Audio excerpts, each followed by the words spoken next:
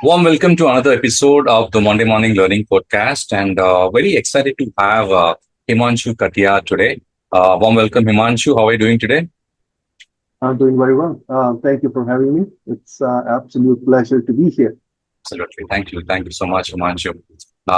So I will go through your very different profile, and I'm really loving this particular podcast because I've had a lot of corporate guys coming in. I had uh, uh, trainers coming in from HR, from analytics.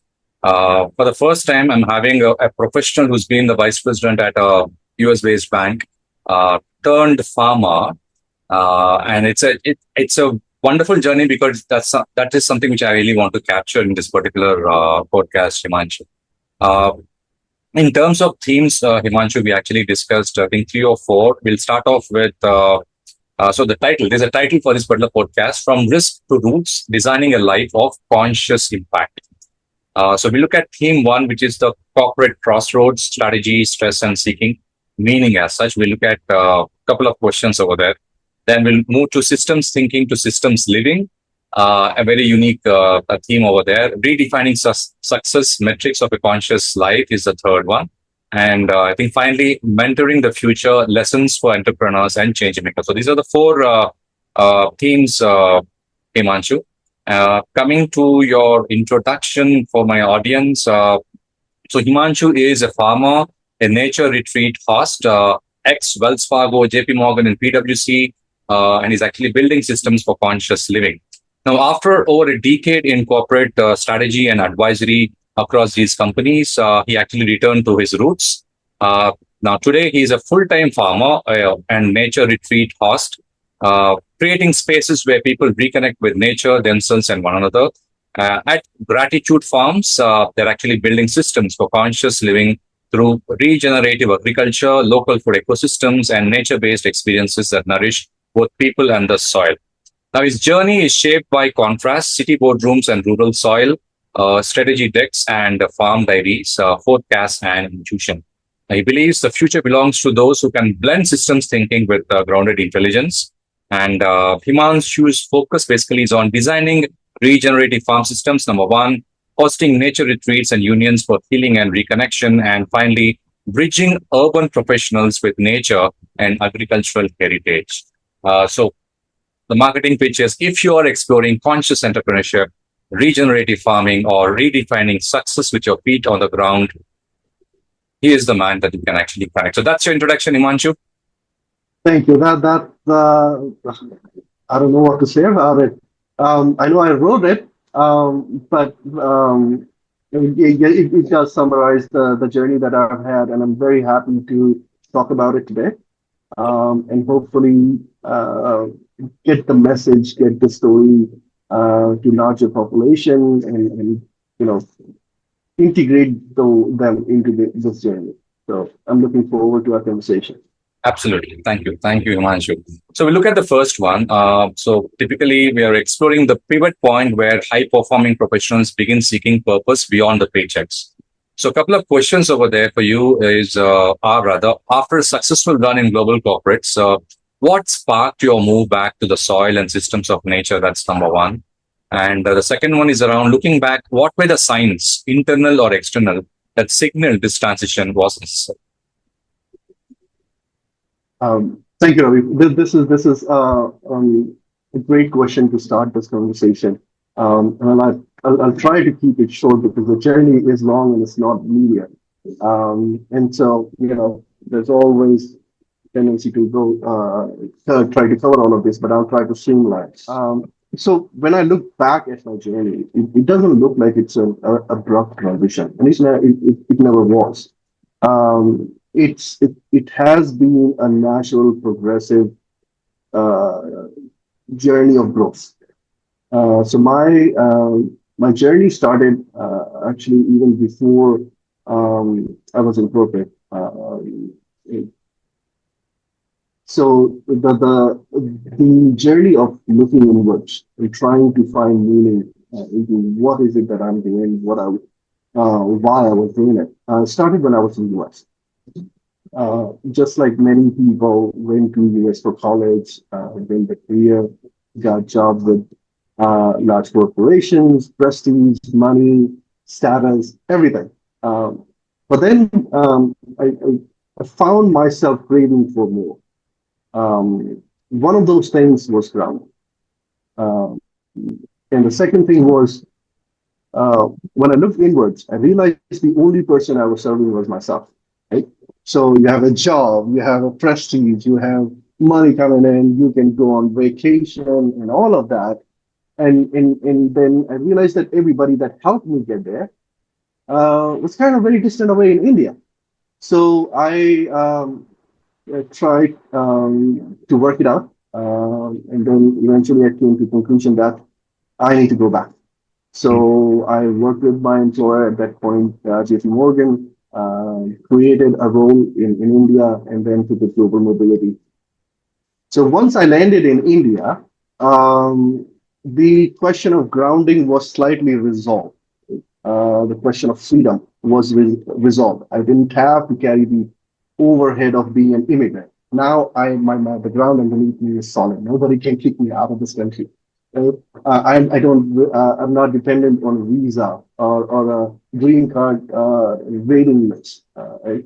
So once I landed here, I tried to integrate the process, to integrate everything that I was missing. So my family, my heritage, the land that we had, into the system. Yeah, but then, with what I did realize that when you're working 12 to 14 hours a day and you have to sleep for 8 hours a day, where is the time to honor all your aspirations, all your values? So it started looking as instead of money as currency, what if my currency is time? Okay. So if I have 24 units of currency in my pocket, I'm giving away 12 to 14 of it to get what? A status and a good paycheck. And both are helpful, right? But then I'm out of money. I don't have any currency to spend to support myself, to my aspiration, my values.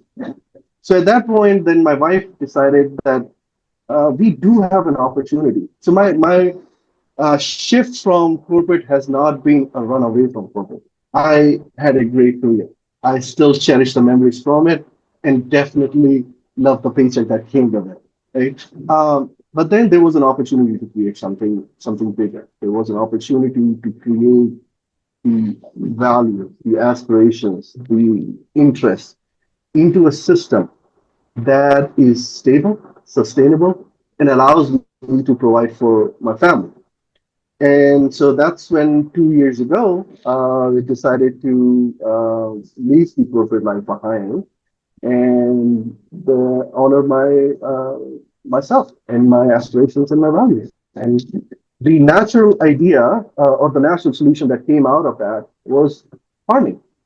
So I didn't get into farming because I'm passionate about farming. No, I'm a systems engineer. Right? And if I've spent all my career building systems, then can I not create a system for myself that is based on my strength, what's already available to me, my values, my aspirations, and resolve all the conflicts that I had within myself, where work and career was going in a different way, aspirations and values are going in a different way.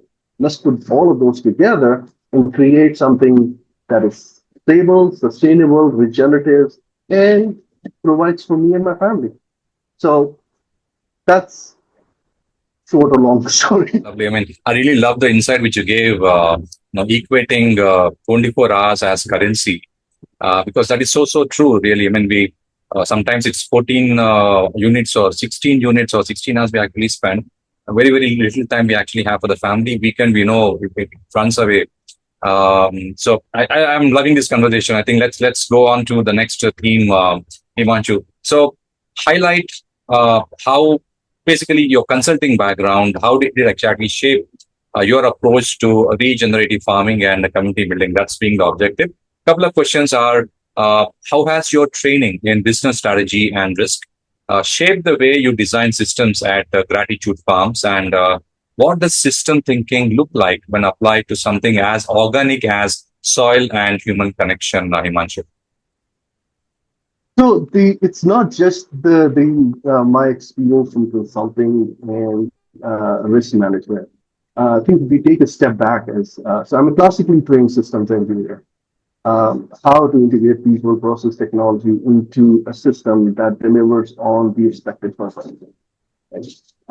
So that was I'm classically trained at, and when I got into consulting, the core skill that you learn is how to quickly jump into a scenario, deconstruct a complex problem, identify what's causing it, and re-engineer the processes and the system to address it, right? And to for it not to happen again.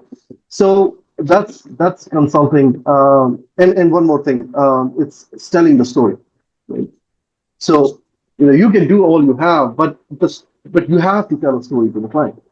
And before you can tell the story to the client, you have to tell the story to yourself, right? So those were the critical skills that I got from my experience with management consulting. And when I moved to risk management, everything I do is I mean, agriculture is a risky business, right? So to be able to foresee the risk and be able to manage it, and in many cases take advantage of that, that's something that came in pretty handy from my career in risk management. So pretty much everything that I learned through education, through my work with consulting and corporate strategy has come in handy with building the system that I have right now. Love it. Love it. Um, Now, in terms of redefining success metrics of a conscious life, shifting the lens from traditional success KPIs to meaningful impact and personal alignment, Himanshu. Questions are around in your current life as a farmer and retreat cost, how do you define success daily, quarterly, and annually? That's number one. And what kind of feedback or transformation from your guests or farm visitors has stayed with you the most? Um, so traditional metrics do apply. I mean, I mean, as a farm and a retreat, it's still a business, right? So it has to meet all those business metrics. It has to. There is, yield per acre, yield per crop, and all those metrics. At the end of the day, the profession, purpose of profession is to provide for the entrepreneur. It has to provide for my family. But the bigger success factors are, when you walk through the orchard and you see the trees blooming, right? When you, without even looking at the fruit, you can smell the sweetness of the mangoes. When you walk through your crop and you see it thriving and improving with every season, those are the metrics. Personally, I now have full control of my wallet. 24 hours, right? I can do whatever I aspire to. Um, in last two, so I left my corporate career in May of 2023. So it's been pretty much 2 years since I have 1-year-old twins. So on the family side, it has also been very uh, rewarding.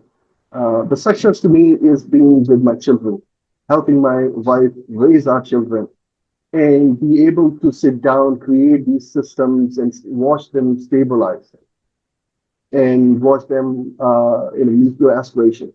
So the metric uh, of success are mostly qualitative than they are quantitative. It's more about uh, whether I feel living a life that is meaningful, doing something that is purposeful, and that every stakeholder, everybody who's part of the system is fighting with it. Absolutely. I mean, I was thinking, you were in the boardrooms, you were actually in those meetings on a daily basis. I think your mind space would have changed dramatically, right? I mean, we are used to going through those frustrating meetings most of the times. That's what actually happens. With so much of pressures in terms of KPIs and pushing people up and down, uh, I think the mind ideally would be very agitated, whatever level we are in.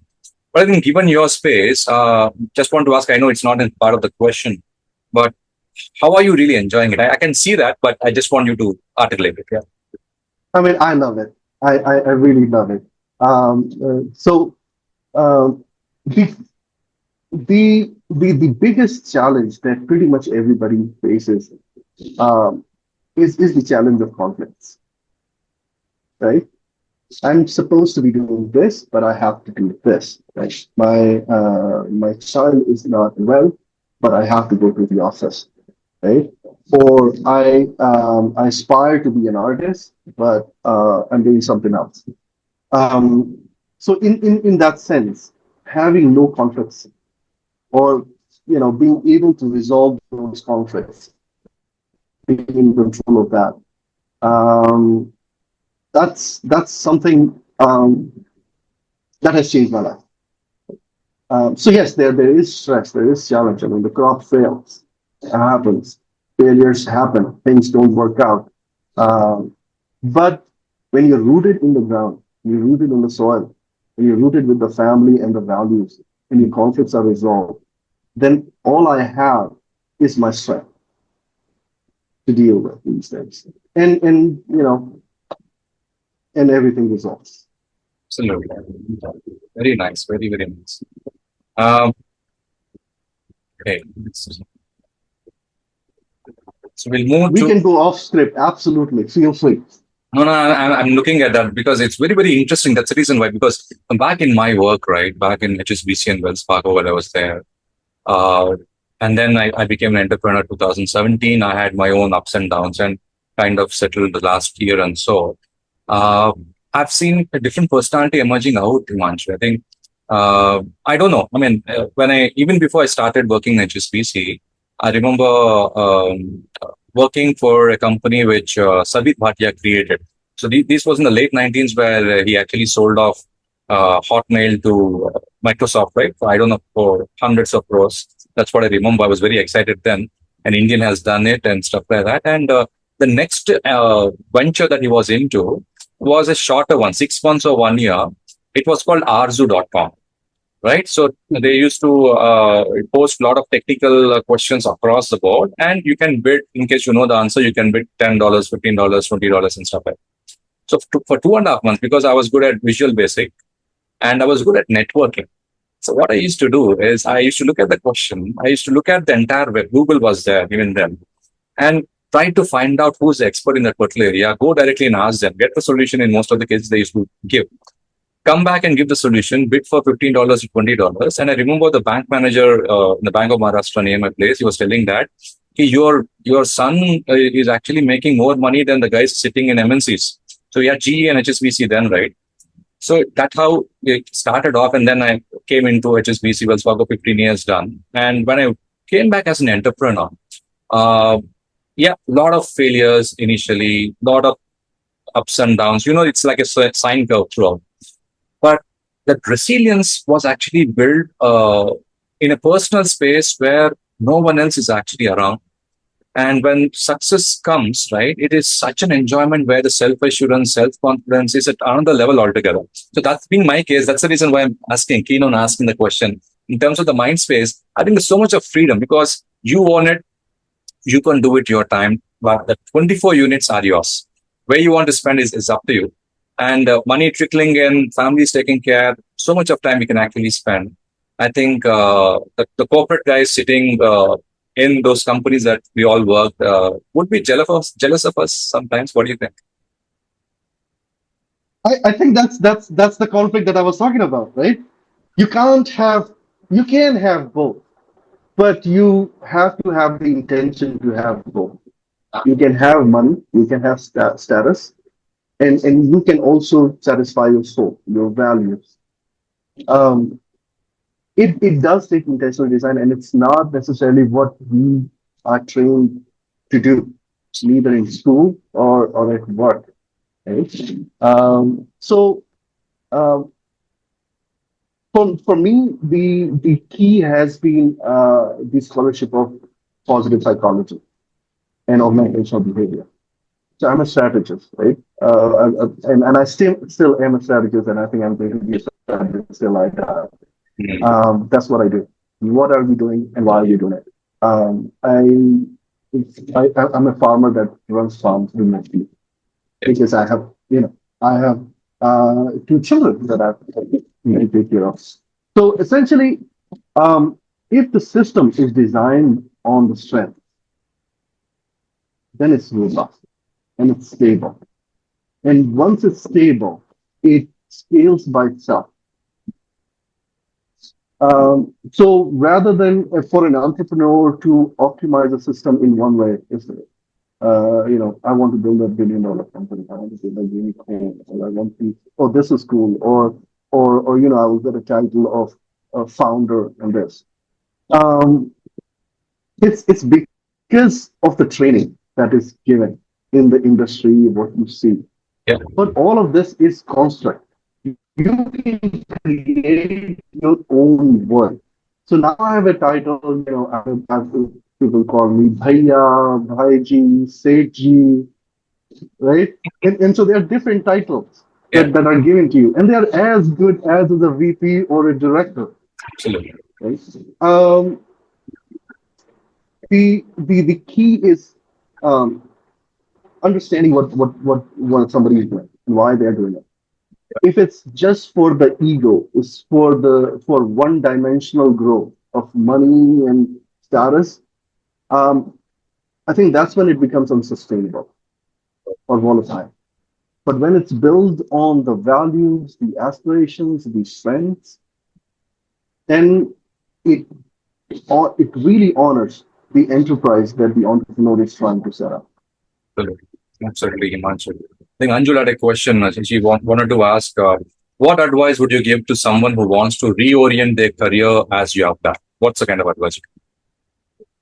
I think the first thing they have to do is to look within. You know, what what are the conflicts that they have in themselves? They have to understand what their values are. They have to understand what their strengths are, and then try to.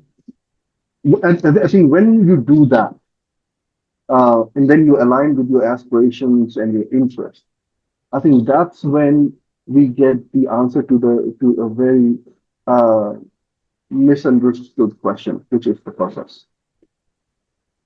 right? And Absolutely. then you can with that purpose, with that strength, if you only integrate that with your strengths, Mhm. then the solution starts coming up. Oh, I am good at this, and then here are my values and aspirations, and then how do I integrate all of this together?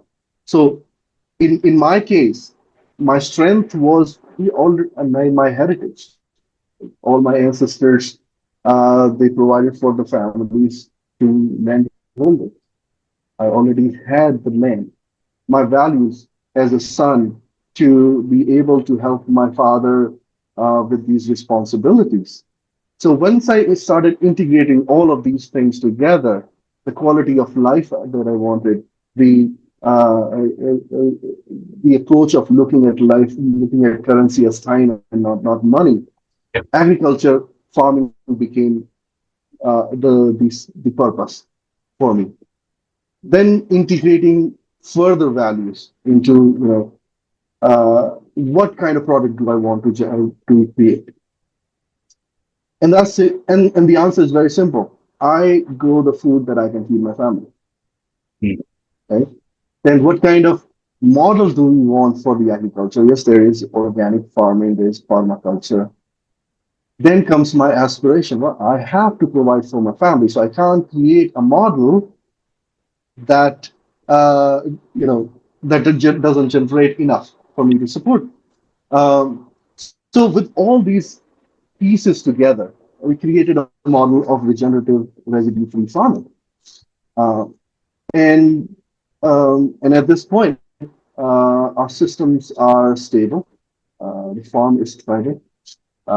Financially, it's meeting the target. And more than that, I can go to my farm any day, pick out anything, and I can feed my children. A lot of people will be jealous of what you just said, Himanshu. Uh, and I think wonderful. It's pretty short one. Maybe the next one I'll actually elongate with a lot of questions. Uh, And just to summarize in terms of what we spoke about, I think through your answers, you're able to inspire professionals and founders to reflect on deeper goals beyond growth and valuation. That's number one. I think you demystified the journey from corporate leadership to regenerative, earth-centric entrepreneurship, Himanshu, and you showcased how strategy and spirituality and values, as you spoke about throughout, can coexist in decision making. And finally, I think you have encouraged my listeners to balance ambition with awareness, whether in tech, farming, or finance. So I think I can actually summarize it this way. But thanks a lot, I think, for coming on board and sharing your views, Himanshu. I think next time I'll come up with a few more questions as such, very, very specific on farming. We'll get into the tech. We'll get into what is the kind of farming and how exactly you've been doing it. If it's not, no, it's not a trade secret, you can actually talk about it. A lot of people will be interested, at least listen to start with, and maybe look at alternate careers. Like, I mean, you've been thriving really very well in just 2 years to the kind of position you are, meaning that the strategist has delivered. That's what I can actually say. So thanks a lot. Any parting words before we reconnect again, Himanshu? Um, Thank you, Ravi. I think through this conversation, it also allowed me to take a look back at the journey. Usually you don't. You're just busy with what's happening today on the farm, what's happening today with the kids, what's happening with the life in general. So you never sit down and take a look at, okay, this is the journey that I've taken. Yeah. And I hope more people do this. I think our society needs intelligent people. Okay? At this point, if I look into my village, all the good people, all the intelligent ones, they're either doing the government job, serving the government, which is still, or most people have this idea of success as a corporate career. But the society needs people who are multi-talented, who are able to sacrifice, and I won't say sacrifice, seek opportunity in helping the community grow. And with that, grow themselves.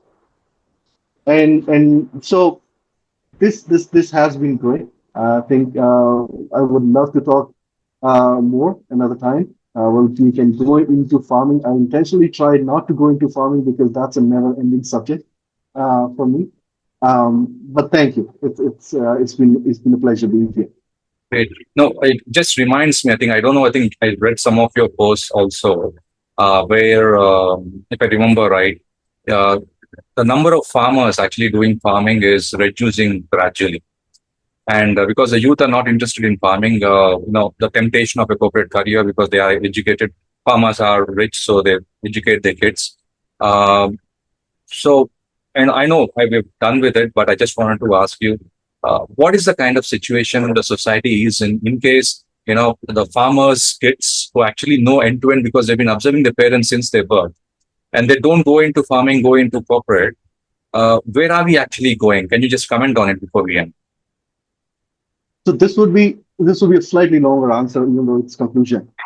So let's talk about the importance of the crisis or solving addressing this crisis that we're in. So humans do not have any means to regenerate. Just every cell in our body just dies and regenerates. Um, whereas it comes from food because that's they say you are what you eat. Right? And then we created an agency to build a relationship with the nature, with the plant, with the crops, so that the society can be built. Right? Yep. Let's call that agency farmers. Now, the situation that we have in our country is there's nobody who wants to do farming. We have lost the agriculture knowledge. So the first ever book on agriculture was written in India, 500 BC by Muni Parashar. It's a textbook that is still valid. Everything that's written in that book is still valid. So Right. we are a country with a long and proud history of agriculture knowledge. All of that knowledge is disappearing because we had the green revolution, and then the government promoted that we, use the chemicals, use the insecticides, use the herbicides, and grow hybrids and grow for masses. So the quality of product that is coming out in the market is literally to fill stomach. It's so we are creating the product that provides the energy for humans to exist, but we are not creating the kind of food that creates the human. Right. Uh, farmers, most farmers are middle-aged. It's extreme. People are selling the land, or they are just exploiting the land with chemicals, insecticides, pesticides, herbicides. So they literally what they're growing is poison. If you go into the market today, everything is polluted. And some of these chemicals are neurotoxins. They are very, very, very bad. So what that post was about is what happens if we run out of farmers. AI can't do it. Agri-tech cannot do it. So the society has to look at agriculture as something that is most important to it. There's no industry that can exist if we have shortage of food. Yep. Every trade, every transaction happens because there is surplus of food. If we had a shortage of food, everybody would be doing farming, right? So it's something very important. It's never talked about. The society sees farmer as this poor labor, right? Who's finding better opportunity in delivering Swiggy in the city than to actually work on the farm. So the issue, the challenge that the industry faces are huge. The land is depleted, but then there is an opportunity as well. It's not the lost case. It's for people who are enterprising. There is an opportunity to go back, and you can generate enough to provide for your family and live a good life. But the intention and the values have to be there. If you go into agriculture to make money, you won't make money. But if you do agriculture, you make money. Yeah. I think you've signed it off very well, Himanshu. Thanks so much. I think we'll connect again with another topic. And thanks a lot for your time today, Himanshu. Thank you, sir. Have a good night. Bye-bye.